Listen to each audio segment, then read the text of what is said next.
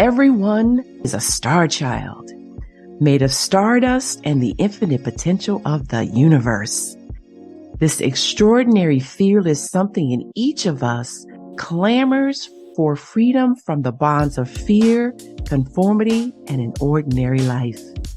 Welcome to Dr. Durr's Living in the Sweet Spot, where practical tools and solutions from the intersection of mind-body medicine, science, and spiritual well-being awaken and empower you to live out your infinite potential, to live life in the sweet spot.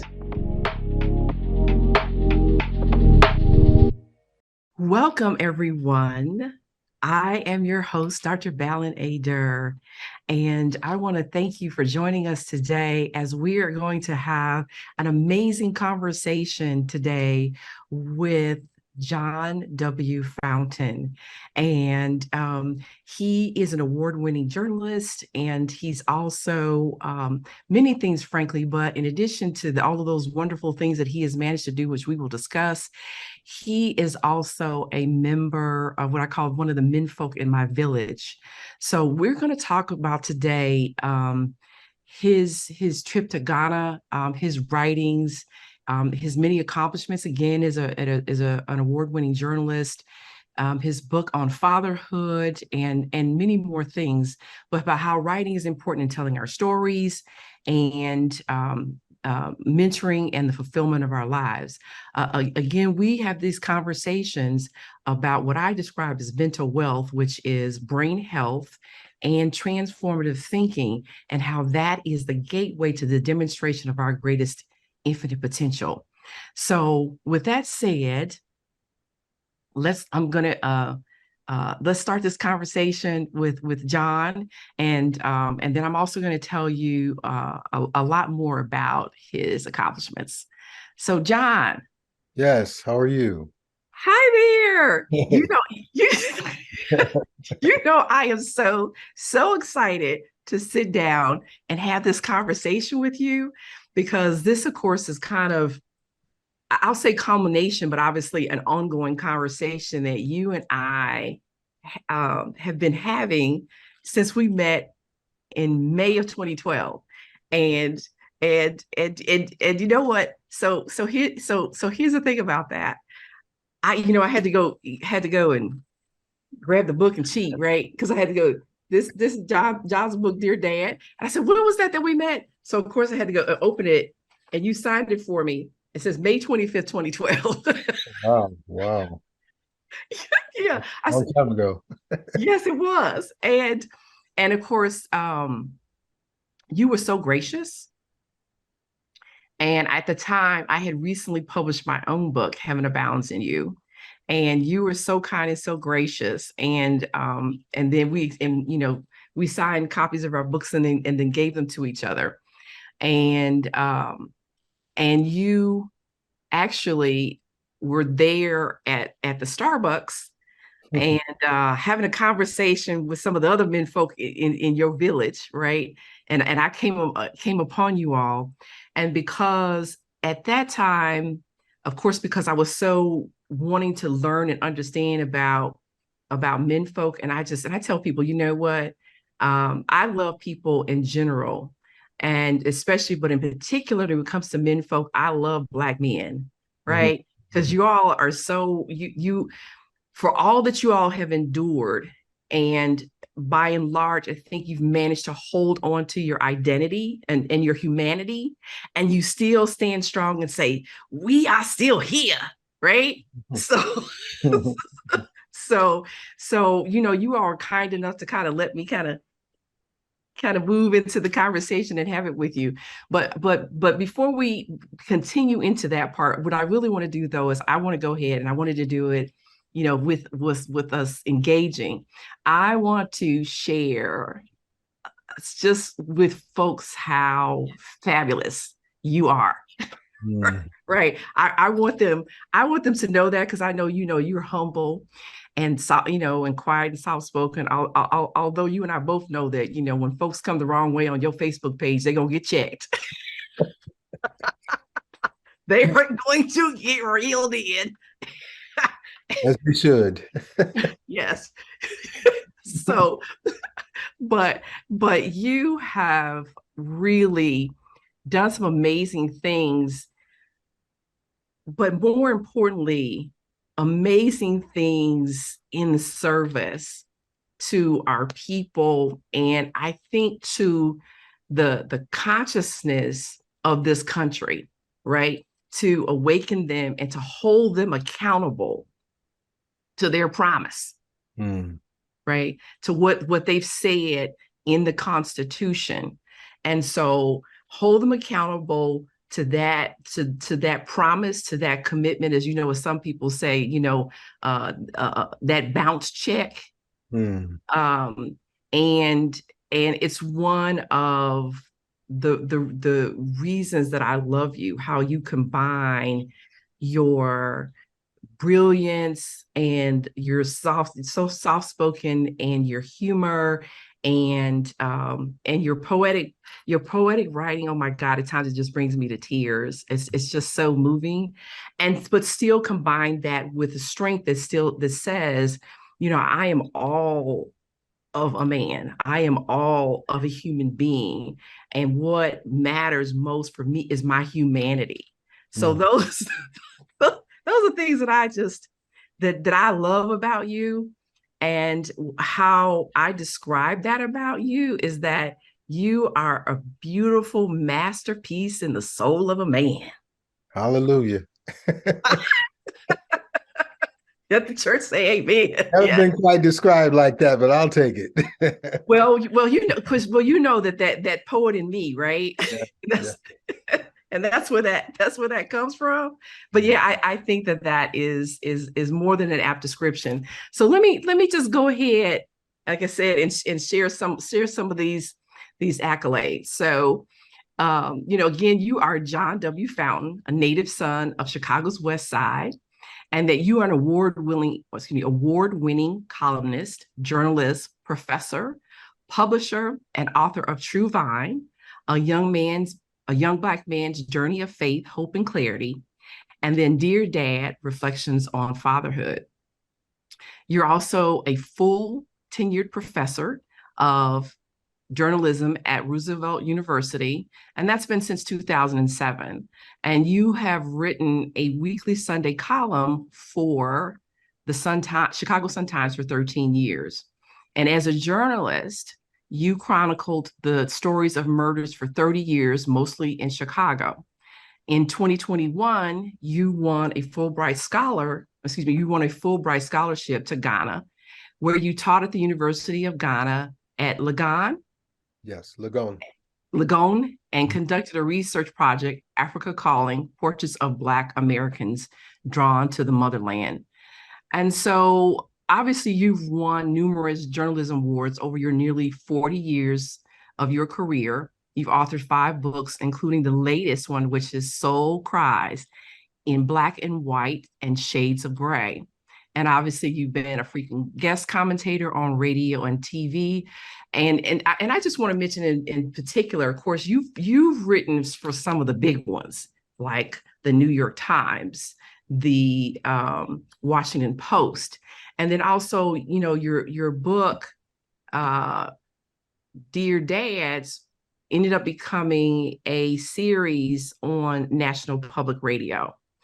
So, in that life, you often share your inspirational story of going from poverty and the urban mean streets of Chicago's West Side to the top of your profession. Then you're also the founder of WestSide Press Publishing in Chicago, and more recently, FountainWorks NFP, which is a not-for-profit focused on telling the untold stories of marginalized and unrepresented people in print, digital, and other forms. So I know that's like a whole bunch of mouthfuls, but I really want folks to understand just how much really of a legend that you are, right? That talking about standing on the shoulders of the ancestors. Come on. Mhm. So so thank you again for joining me on camera to Okay. continue having the conversations that we've been having, over the years. So my brother, the masterpiece and the soul, the masterpiece and the soul of a man. How you doing today? I'm doing fine. How are you? I'm awesome. Like I said, I'm excited. I'm so excited to have this conversation with you. So, how about if we start, because I think again, just to kind of where we began was that conversation where again you were gathered with some of the other men folk in the village, and we began, you were sharing some of your stories with me about manhood and what that means to be here in Chicago, and particularly in light of the fact that, as you describe it, that you grew up fatherless, Mm. on the West Side. Yes. Well, it is, first of all, thanks for having me. It is a pleasure to speak with you in this format.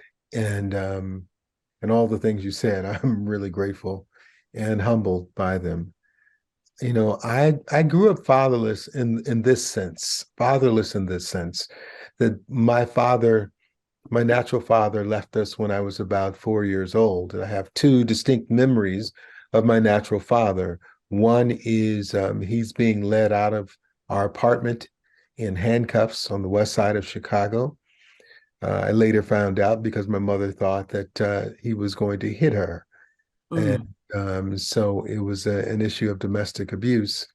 And the second distinct memory I have of my father is I am 18, standing over his casket in Evergreen, Alabama. He'd been killed in an automobile accident. He was drunk and driving, coming out of his mother's driveway when a semi-trailer was coming over a hill and struck him. And he was hurled through his front windshield. His head hit the pavement and he was killed. mhm. And I grew up with two distinct memories of my father, or two distinct things about him. I knew that he was light skinned. My tone is dark, and I love all of it. And my sister, coincidentally, same father, same mother, she is lighter than you. And Really? yes, my father's complexion. So I knew he was light skinned. Those are the memories that I held on to growing up, and that he chewed cinnamon gum. And I say I held on to those memories because he didn't come to any of my assemblies. He didn't come to any of my graduations. He didn't come to any of my basketball games or my track or cross country meets and all of the various things that you experience and encounter growing up. My father was never there. My greatest wish was one day I would look up in the stands at the basketball game and I would see him. Or, I say in my NPR essay, the God who embraced me. I Mhm. used to dream that my father would drive down the street and I would see a car at least, and the car would pull over and the guy getting out would be my dad, but it never happened. Yeah. And so that that emptiness, was something that I carried for such a long time. And I still say that even today, as a full-grown man with a good sense of healing from the apps or from fatherlessness, I still feel that hole. I just, Mhm. the pain lessens, but I say the most traumatic thing that happened to me in childhood was being rejected by the man who should have loved me first. Mhm. And I think that there are so many men for whom that is a reality, so many young ladies for whom that is a reality. And so, I think that, someone said that that which doesn't kill you makes you stronger, but I'm going to go a step further, that when we survive trauma and drama, then I think it is incumbent upon us to go back and save somebody else, to Mhm. help someone else. So I've long been a mentor. I've long, first been a father to my own children, but understanding that, in our community, the issues that affect us are of such magnitude that we cannot afford to just save our children alone. We must be community fathers. And again, charity begins at home. You can't be out saving the world when you're not spending time with your own kid. You can't be a FaceTime father. You can't be a drive-by father. You got to be, involved in this. And I think sometimes when men say that, there are some fathers or some men who get offended. Look, I'm not casting stones. None of us are perfect. But the truth is, we have to be present. The greatest gift, and I will shut up after this, that we give our children is not our presence, our presents, but it is Yes. our presence, Yes. being in the midst of them, and not just what we say or what we show them, but how we live, what I call the de facto fathering that falls off of us when we sort of walk by the way, and our children and other young men and young women are looking at us when we're not even aware that they're doing it. We're showing them what it means to be a man, what it means to be a father. And so I endeavor to do that. Well, I think you raise a couple points, and one that um, the way I said is this is, of course, we're all, the essence of who we are is energy or spirit, and therefore we are always connected to that which is everything, and to the creator of everything. And the difficulty, of course, the thing comes in is that we forget that who we are before we came into the physical body is who we remain, and we lose sight of that in the coming of the physical body, and having that huge reduction of that allness and wonderfulness that we are into a physical body. Mm-hmm. And then we, in losing sight of that identity, then of course, as you say, our earthly father is, for many of us, our first hero, right? For Yes. for us girls, he's our first love. And and so then, of course, that's who we get derive our sense of our identity, more importantly, our sense of value and worth, right? Mm-hmm. And to your point, when that's missing, children, what we tend to do is to say, what's wrong with me that my father doesn't want to have a relationship with me? Yes. And instead of recognizing that as a child, there's nothing wrong with me, but what it is my earthly father does not know how to father, Mm. right? And I certainly understand the sense of pain and rejection, and because it's similar to my experience, and I've kind of shared this before, which is, my dad was like 20 when when I was born. But more importantly, when I started to dig into the history of things, um, especially as an adult who's trying to understand Mm-hmm. what was going on with me and my experiences, my dad doesn't even know his father's name. Wow. Yeah. Yeah. And, you know, um, my stepmother says that he does or did, but my dad will say he doesn't know who he is. So you take that level of woundedness and trauma, and the lack of love and acceptance, and the lack of modeling of what a man and frankly a father is, should, or could be. And then he's got to figure that out for himself, Mm. right? Only doing what he knows how to do. What I say to folks is, a hammer is a hammer, because what we learn as children is what's around us is what we copy, or we choose go to say, I'm not doing that. But Mm-hmm. so a hammer is a hammer. If you grow up in a family of carpenters, you use a hammer to build. But if you grow up in a family of burglars, you use a hammer to break and enter. Yes. And so the same thing is true fatherhood and manhood, you usually copy what you see, or frankly what you don't see, because that's the other thing too people don't realize, is the importance of that absence has as much of an impact as presence, right? Yes. Because we're interpreting what your absence means as it relates to me and my value and my worth. And so, oh boy, it's been it's been quite a journey, because of course, that model of man was who I picked in terms of partnering with. And I remember a few years ago, I was leaving my dad's house, because he, again, I tell you, he was around, but again, he wasn't very interactive, right? We would go visit on weekends, but he just really wasn't engaged. And I think, again, when you throw in what his experiences were, and then those experiences of an African American man in America, you know, that's and one of the things that I'm going to do at a later time is, talking again to some of my other men folk in the village, when they talk about the level of stress and pressure and threat that they come under, that at times they don't even want to talk about it. Mm. So, maybe that's what accounted for, his distant his distance Mhm. and not being so engaged.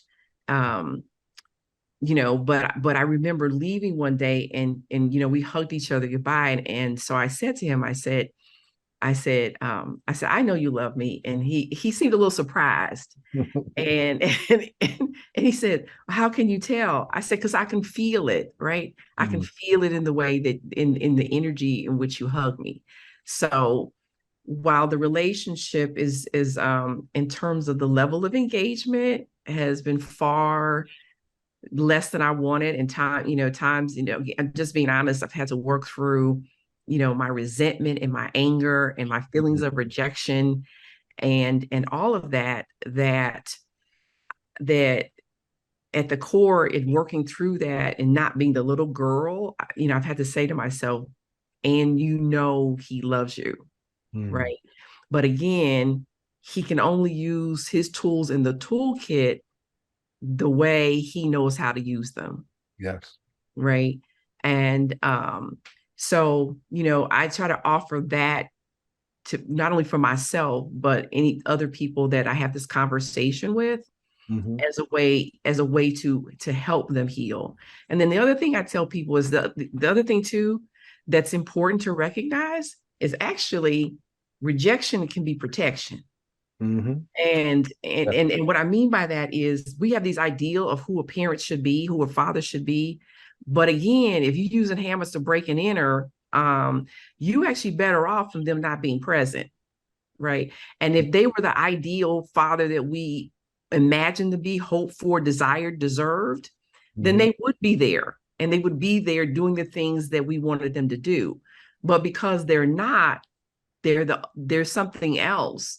Hmm. Then under the pressure of feeling like I can't handle all of this, this is too much for me, it's overwhelming, I should be able to, but I can't, then then you're actually better off that person's being absent in your life, even as a child, because then you don't have the trauma and the wounds of someone's presence that was actually harmful to you. And that is so true. And I find that that is a grown-up lesson. As a child, you can't process that. Mhm. And I think that children often romanticize, even if after they've grown up, romanticize about the parent who was not there. Mhm. And the reality is, for me, when I got good and grown, and I went to see my father's mother, I call her my father's mother. Someone had to point that out to me. I consciously called her my father's mother rather than calling her my grandmother. And it wasn't, it was, that was who she was. She was not my grandmother. I had a grandmother who was present in my life, and, who loved me and took care of me and all of that. But I had a conversation and went back to Evergreen, Alabama. I said, I need to talk to her and resolve some of this for myself. Mhm. I say in my book True Vine, as my grandmother, Arthurine Jackson, began to talk about who my father was and to talk about his drinking and the drinking of relatives and began to unfold for me this story of trauma, people who were amputees and had all kinds of illness because of lifestyle. Mhm. I literally thank God that my father was not in my life. I said, because I know how this turned out. And that's no shade against my dad. No, of course not. But thank you, Jesus. Right, right. Thank you, Jesus. And thank you, Mama. Absolutely. And Absolutely. thank you, Grandpa and Uncle Gene and my stepdad, Eddie Clancy, for pouring into me and showing me how to be and do better.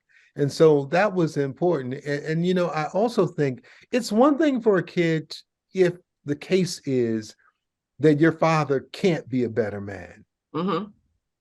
It's another when you know that he won't be a better man. He has decided to not be in your life. I mean, and I say this and I chuckle, but I have nothing that my dad ever gave me except his DNA and his name. His name was John Fountain. And so that gave So, me, I just want to add this little piece yeah, though, because I think, see, I also think that this too is part of the maturing process, yes, is when you can say, thank you for that, and thank you for being the vessel that I came through here. yes, And it's not easy. And again, I'm not saying it's easy, because and I liken it to this. If you want $10,000 and you know that your family can't give you $10,000, but they give you 100 or they give you 500, say thank you for that and then go get the rest, yes, right? Because people can only give you what's in them. Like I said, I have a bottle of hand sanitizer sitting on my dress, on my desk. And when you hit the pump, what's coming out of it is what's in it. Hand sanitizer. That gonna be lotion. It's not gonna be it's not gonna be water or juice. It's not gonna be anything other than the hand sanitizer.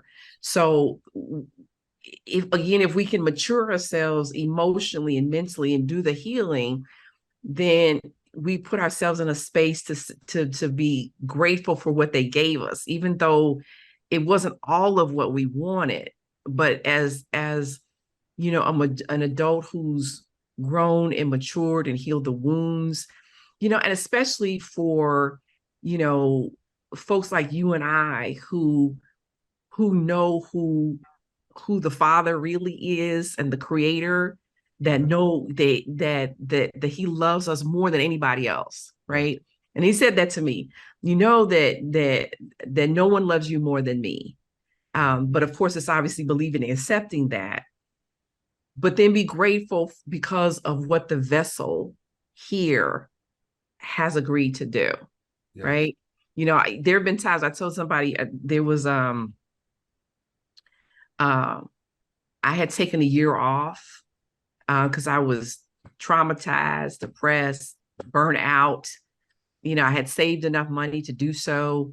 And then I also basically but forgot about my health insurance, was over $800 a month. So, Mm. right. And so it was like, okay, God, listen here. And this is what I told you, I said this to God, listen here. And I did it this way in order to eliminate my doubt. I said, I give my talents, my time freely to whomever, wherever I am. I said, so I expect you to handle this. I don't expect to be paying my mortgage late. I don't expect it to be missing. I don't expect any of this. I expect you to handle it. And in making that demand on the abundance that God is and trusting him to take care of me, guess what happened the next day? Mm. My ex-husband calls me and says, hey, I know this has been a tough time for you, kind of struggling. Here's $5,000. Pay me back when you can. And here's the other part too. The other part was, I said to God was, I'm not picking the vessel. I'm not saying who it should be. It should be my family. It should be whomever. No, you work that out with the vessel, whoever it's going to be. You work it out. Send it on down. And right. I don't care about the vessel. That's between you and the vessel. Right. So, and in no way do I want to um, minimize what you're saying, because it is crucially important. Yeah. It has a great deal to do with the absence of our earthly fathers in our lives in a way that nurtures us and loves us and appreciates us and accepts us and values us and empowers us, right? It's Yes. it's hugely important. And there's so many of us that are that have missed out on that. But again, something else you said was charity begins at home, but that's because they've not learned how to love and value and nurture themselves. So again, so how do you do that? It's like, again, when they say pull yourself up by your bootstraps, but how do you do that when you don't have any? That's right. Right. So they have to begin with self, so that they can then give it to us. But I know that for you was hugely important, is that in his absence, and how you wanted to be a father, and the fact that you actually became a father at 17. And I remember actually reading that. I was like, oh my God. Woo-wee. So you want to share some of that about Well, becoming a father at 17, it was the on the summer. West Side? Now, don't go picking on the West Side. It's the No, best no, side. no, no, no, no, no, no, no, no. I am not picking up on the West. I'm not picking up on the West Side, because I'm just talking about how Yes, challenging it is. very challenging. Yeah. Challenging. I was living in K-Town, and I Mm-hmm. was a student at Providence St. Mel's School. It was the summer of my year between my senior year in high school and going off to the University of Illinois in Champaign. I became a father, and it's funny how God works. That summer, I was working for a place called SPUN, Society for the Protection of the Unborn Through Nutrition, and I was a counselor. So my girlfriend, I could counsel her. And it was a scary thing. I didn't Uh-huh. know about being a father. I knew this, and I said this as a child. My children would never have to look for me. Mm. They would never have to wonder what I look like. And I said, I don't know all that fatherhood entails, but I tell you what, I'm going to do everything I can to be a father to my children. Yeah. I have 5 adult children. I was there for each one of their births. And and that is true. They've never had to wonder who I am or where I am. I've been an active presence in their life. And I don't pat myself on the back, but the other day I was talking to my eldest son, who is 44, the one who was my firstborn at 17. He called me up and he said, Dad, I called you to tell you that I'm proud of you. Mm-hmm. Mm-hmm. He said, I know you say that to me, the fathers say that to their children, but I want to say that as your son to my father, that I'm proud of you. And I said, son, I never got to say that to my dad. He said, I know. So, you know, so many of us have dealt with this brokenness, but I think the pathway to being better is healing, and the pathway to healing is forgiveness and accepting our fathers as being imperfect creatures, but also what you said, and understanding who and whose we are, and that God doesn't make mistakes. And we have an opportunity to change our lives. And sometimes, we do that like building a house, one brick at a time, and laying the foundation, and, making decisions, making good decisions that over time equal a good life. And it's hard work. It's hard to be a father. It is, one of the hardest things I've ever done in my life, but it's also the most rewarding. The Mm-hmm. last thing I want to say about that is I used to think as a child that I missed out tremendously. And I know in some ways I did, in Mm-hmm. so many ways, with my father not being there. But as a father, I now realize that the person who misses out most Mm-hmm. when he's absent from his child's life, it is the father. Yes. What a joy to see your child take their first step. What a Yeah. joy to see the light turn on and to see them, accomplish things and to, have their dreams come true. Um, and to have grandchildren. And it's amazing. And so, as the other part of forgiving my father was, I really feel sad for what he missed. Mhm. And and there is an opportunity for so many fathers, even if they've fallen off, to Well, try and make things right. and of course, as you were talking, I also think about the fact, how you get to see your baby girl emerge into the Yes, world, right? yes, yes, Your Imani, yes.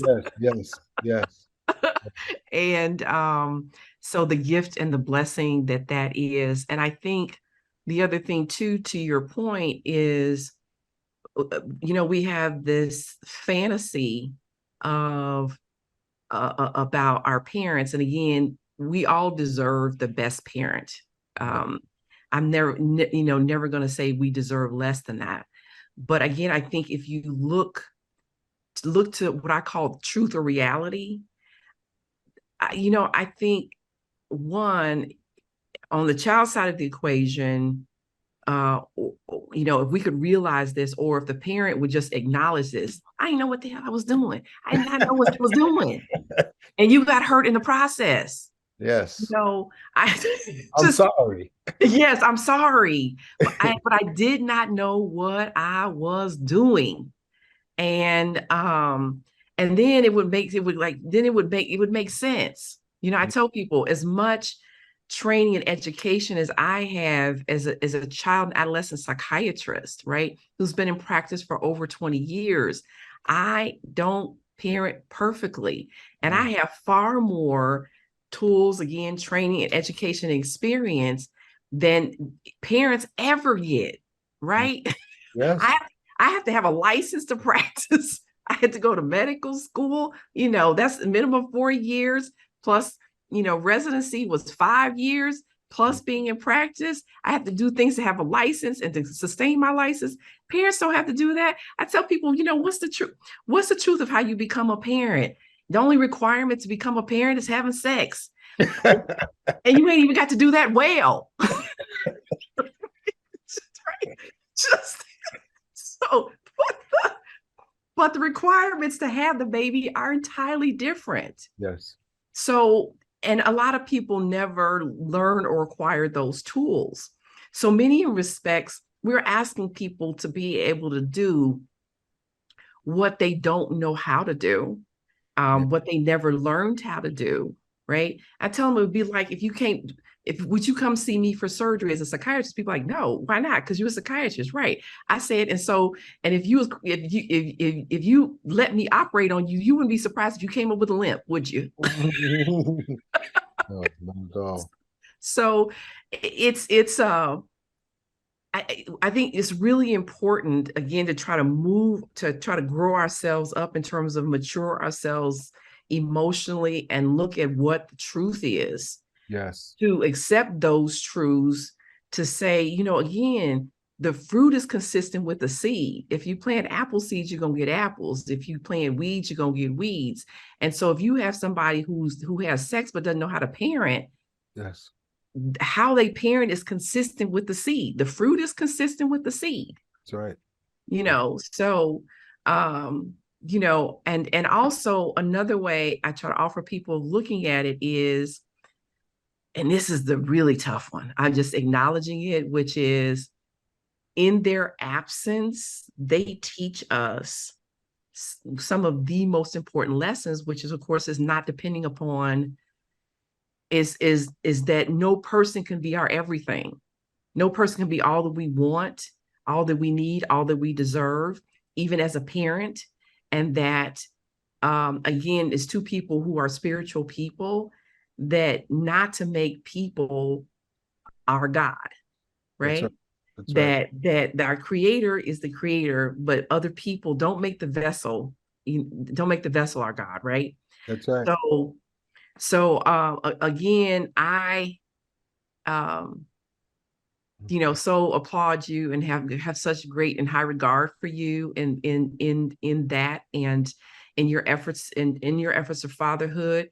I think also, again, as you talk about, though, that part of that for you then leads into, and I think was a part of your journalism, right? And telling your stories, and telling the stories of our people, and telling the stories of social justice, like the young man that you did the series on that came up missing in one of the sundown towns. Mhm. So, you know, so why don't we talk about that in terms of, your how you became a journalist and your desire to tell your stories and our stories. And Well, part of wanting to become a journalist was my passion for writing, and it really goes back to K-Town, to the west side of Chicago. I saw poverty growing up, and more than the broken glass and everything else, and I wanted to make a difference, and I didn't know exactly how to do that, but I've always loved writing, and I believe in the power of the pen, and in the power of writing to shine the light on the dark corners or hidden corners of society. And so I wanted to do that as a writer. I went to the University of Illinois in Champaign as a freshman, and I wrote an essay, really inspired by Ralph Ellison's Invisible Man, in which he talks about this notion of the invisibility of Black men. And I said, even back then, I don't feel invisible, because if I were invisible, when I walked into a room, no one would react to me. And when I do walk into a room where people don't look like me, there is a reaction. And I said, I feel like a shadow. Shadows can be scary. Shadows um, are shadows make a teddy bear grizzly, and so on.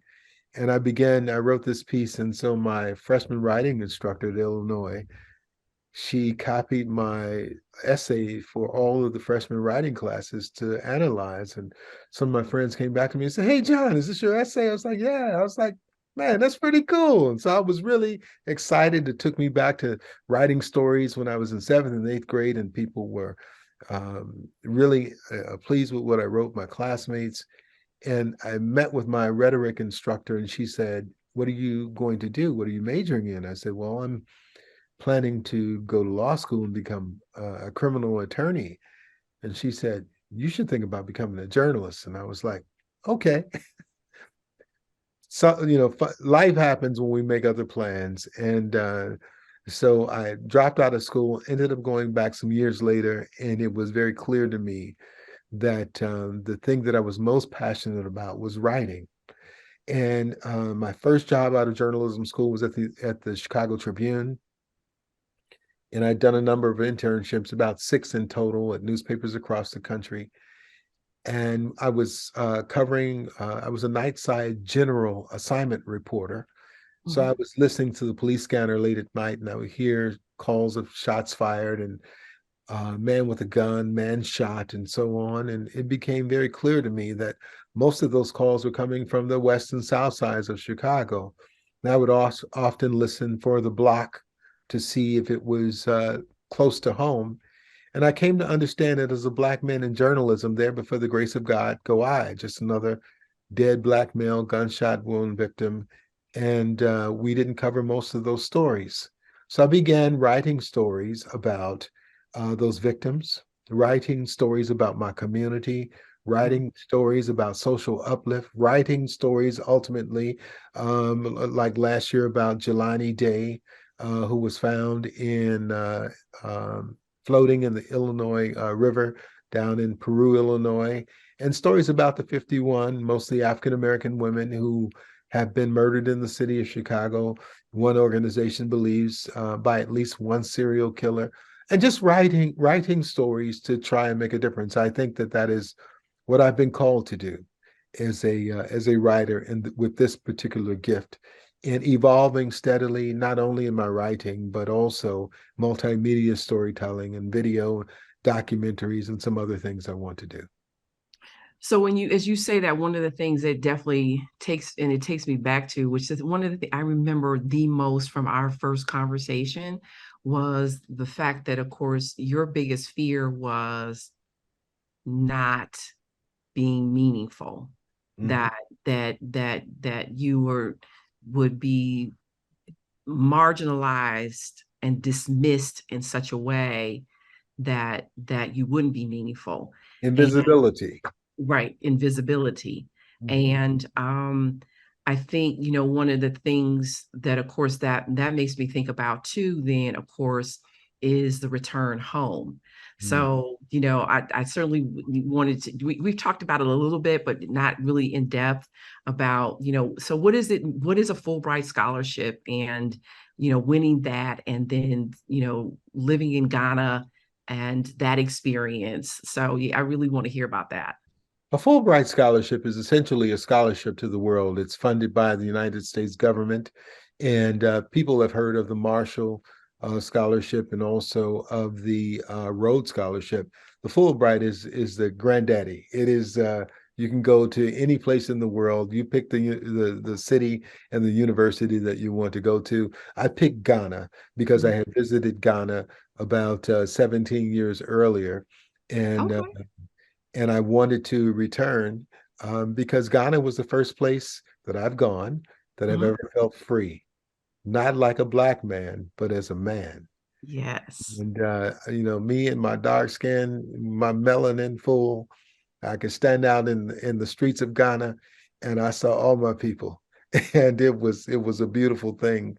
And so So, while it, I just want to interject yes, this one little thing, because, of course, again, in terms of my liking my coffee, and I tell people, uh, um, uh, I like my coffee light, but I like my men dark. Lord Jesus. Yes, so I just want to affirm that, again, I love people in general, Yes. but yeah, so but Well, don't you go to Ghana because there's a whole lot of dark-skinned black men. okay, so yeah, so I get what you're saying too about being there and just being a man, because of course you're now a part of, when I say the majority, I don't just mean the majority in that country. Yes. People of color were the majority on the globe, Yes. Yes. right? So now you're in an environment that represents that. So I'm sorry for interrupting, but I No, just it's had to say okay. that, yeah. Because we got this whole colorism thing going on Yes. Yes. in our community, let alone in the country. But so I just want to affirm, Yeah. the beauty and the richness Yeah. of dark skin. Yeah. So. Well, Ghana has all of that, and it was the people of Ghana are beautiful people. Mhm, Um, they are kind, they are respectful. mhm, They remind me of how we used to be growing up on the West Side. That you did not disrespect your elders. I was standing out one evening with a gentleman who took care of the house where I lived, and we were standing on the street, and there was a young man approaching. He was probably about 15 years old. And when he got to us, he said, "Good evening, gentlemen." I was like, "What?" And it was just, my name is John, but over there my name was Mr. John or Prof. And it was just they hold professors and educators in high esteem, high regard. And one of the difficulties for me in coming back home to America, and this is a story for another day. The side note is that in Ghana, I was very clearly I became more tribal than I've ever been. mm. I am now extremely tribal, and I say I am undeniably African. But So now, what does that mean when you say tribal? What does that mean for you? it means that I'm undeniably African. Mhm, I'm unapologetically American. And I am the embodiment of the compound word African American in mhm, all of its full weight. I am the grandson of Harriet Tubman and Sojourner Truth and Mary McLeod Bethune, and I'm the grandson of Frederick Douglass and all of those great Black folk and the nameless Black folk who perished, dreaming and hoping and praying on Southern plantations, hoping that another generation of them would finally be free. And they could say to me in Ghana, and I suspect they always will, that I am not Ghanaian. And I've not done the lineage, and that's okay. I do Mm-hmm. know that I am more than likely from West Africa. And I did see my aunties and my uncles and my cousins, all my kinfolk in Ghana. Different name, but that was them. I saw them, so I know where I'm from. But they will tell you Ghanaians are very proud people, and they're very tribal in terms of the tribes that they're from. They understand where they're from, and they will tell you, you are not Ghanaian. You cannot tell me that I'm not American. My ancestors' blood, sweat, and tears built this country, and I am always American. And so while I plan to go back to Ghana to do some other things, to do a cultural exchange, because I think we must understand each other, and that what is needed to heal us across the black diaspora really requires that we go back to Africa in one way, to understand what happened to us and to understand that we control our own destiny. But I'm always an American, but not just an American, I'm an African American. Thank Yes. you. Thank you, Ghana. And you know what? I want to acknowledge what you said about your sense of freedom because, there's a picture of you standing by water. I can't remember if I think it was the ocean. Yes, I don't think it was the river. And you're standing in like a white linen shirt yes. and some loose kind of flowing pants. And oh my God, yeah, you just look so free. I You was look, free, free indeed. yes. Huh? I was free indeed. And, Yes. it's funny because I think there is among our people a search for freedom because America keeps moving the goalpost.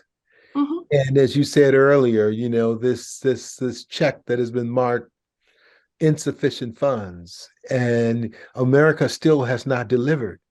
And I realize while in Africa that there is not perhaps a country that will fully embrace us as the lost tribe, African Americans who came here through the Middle Passage. But there is a place for us. And it goes back to, again, that sense of fatherlessness. I am not fatherless, and Correct. I never was. Correct. My earthly father may have not been there, Yes. but I know who my daddy is. Father, Yes. Abba. And we have Yeah. to rest in that and stand upon that. So, I absolutely in agreement with you, and that's definitely has been a part of my journey. It's also the coming into the trust of what the creator has said to me about, I am you and you are me, you are mine, Yeah. I am yours, right? Heaven abounds in you. Yeah. I am here with you. You've never been alone. I've always been with you, right? And I have helped you before. I will help you again. And I think one of the things too that's important again is in terms of understanding identity, but then also in terms of understanding the tribalism that's still pervasive Mm, in across the world. Because if I see you as you're part of my tribe, one of me and mine, but somebody else isn't, then yeah. what do I have to do to you in order to protect me and mine?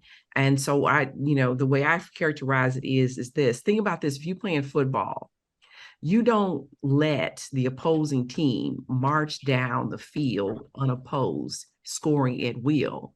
You Sure. do what you can to prevent them from scoring, and then you try to score as many points as you can.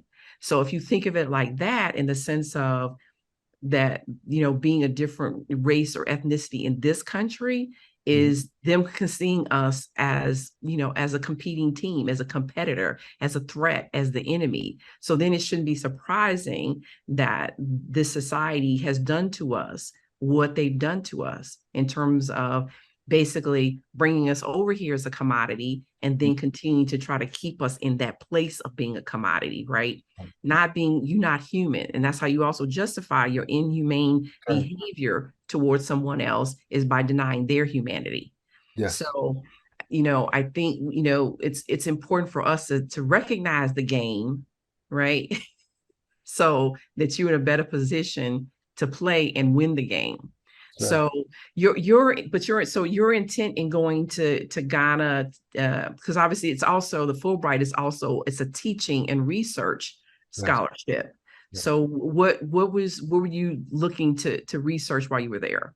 Well, I was teaching at the University of Ghana, teaching journalism, and I had a wonderful group of students. I swear to you that African students, they absorb the world and they are just interested in any and everything. And it also requires that you, as a professor, be at the top of your game because they're going to ask questions and so on. But so I did that. And my research project was the work in progress, which is Africa Calling, Portraits of Black Americans Drawn to the Motherland. So it was a qualitative research study in which I interviewed dozens of African Americans who now live in Ghana.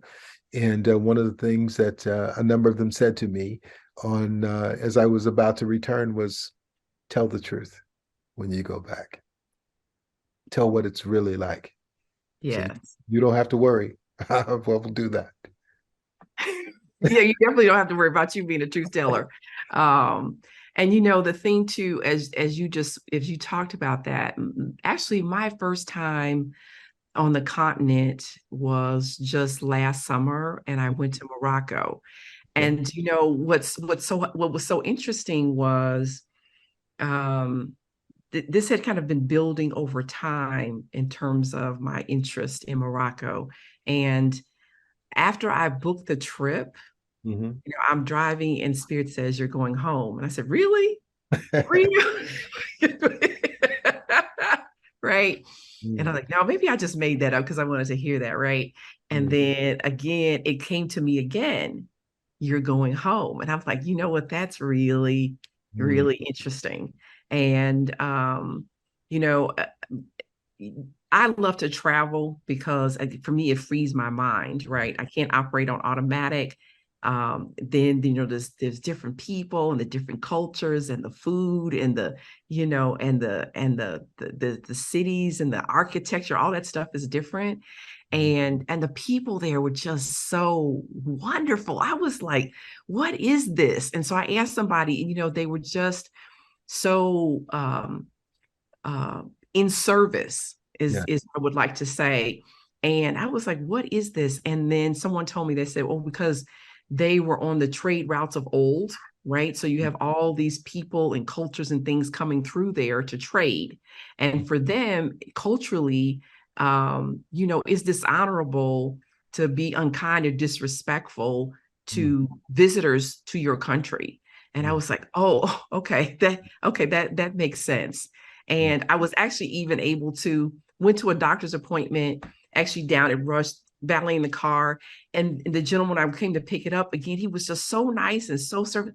I was like, where are you from? He said, Morocco. So, and it even turns out we had actually been on the same flight, the Wow. exact same flight going over there. Yeah.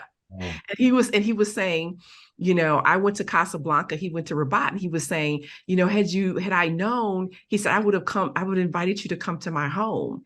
And I know he was very sincere because when I was there, I met somebody and she was there for her brother's wedding. And she's like, I really want you to come and be my guest at my brother's wedding. But that's like a 3-day event, right? So I was like, I'm on a tour and I would love to, but I'm just saying, is that kind of welcoming and that kind of openness and that kind of heart and giving. Mhm. So, yeah, I absolutely, there is that within us that always calls us home, Yeah. right? Yes. And that I strongly encourage us to pursue because guess what? This may be where we're born, but I like to remind people emerged on the African continent 2 million years ago. So everyone is a Mm, descendant of Africa, yes. right? Yeah. Everybody. So, you know what? We just got a little bit left. So, can you go ahead and tell me about, the new book you've got, and then also um, the uh, I guess it's a new publishing company that you started? I actually started a, nonprofit organization, which is going to focus on journalistic storytelling in print and digital. And we are going to do documentaries and also have a mentoring arm, partly through the reading program that I started for school children in Matteson, Illinois. And we're also going to move forward with a um, um, multimedia journalism literacy program that I'm going to take back to Ghana. While I was in Ghana, I had the opportunity to train about 60 journalists from the Ghana Broadcasting Corporation, and talking about the fundamentals of journalism, but the importance of truth telling in a democracy. So we're going to continue to do that. So if anybody wants to find me, I'm Googleable at author at johnwfountain.com or author at johnwfountain.com. And you can find me there.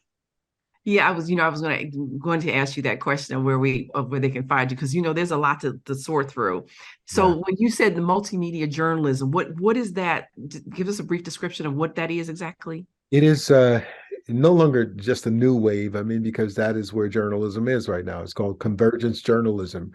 which fuses print stories. So we'll do long form narrative storytelling, but we'll also embed video storytelling, videos within that print story that is posted online on a digital platform. But we'll also do photo sound slides or podcasts and other kinds of interesting uh, picture, video storytelling. So it's a mashup, but it's interactive, Mhm. trying to give people the stories in the way they like to consume them. As much as I tell my students they need to read books and they need to be reading the New York Times and other publications, sometimes their eyes glaze over, and I know what that means. And sometimes I have the misfortune of asking them, so where do you consume your news? And some say TikTok, and others say Twitter, and I try to fashion that. I say, Oh, Lord so Jesus. you get the link on Twitter or TikTok to the New York Times. Yeah, I just try to advance it, but so I know that we're consuming information in so many ways, and I just want to be able to deliver that information, those stories that Okay, help. and your latest book, where can they find that? Well, I'm working on my latest book. My latest book is the Ghana book. I Love Ghana and Ghana Almost Loved Me. That'll be out in the fall, as well as a book, 50 Cent a Word, Diary of a Freed Black Journalist, is a memoir of being a journalist in mainstream America.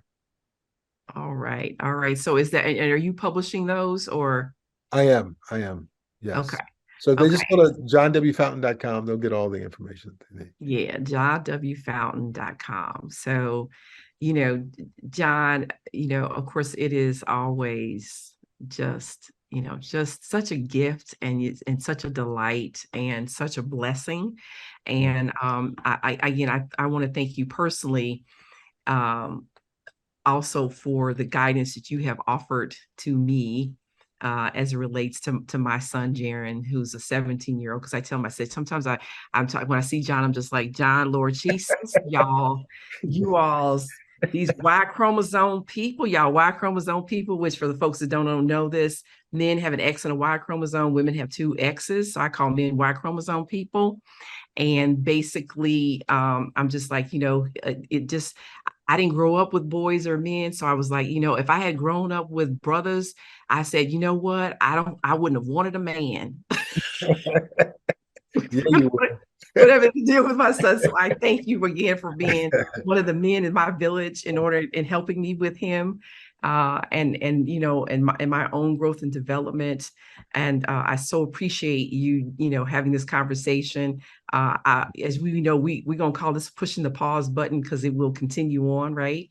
Yes. And I just want to again remind people that I'm Dr. Durr, and Awakening Empowering You,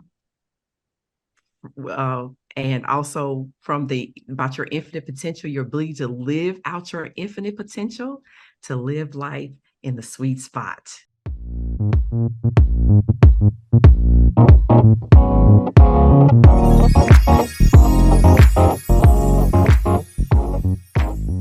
Thank you for joining us today in the sweet spot. Share, follow, and like us on social media. To learn more, please visit balinadurmd.com, spelled BALINADURRMD.com. Join us next week, and remember, when you heal your mind, all things are possible.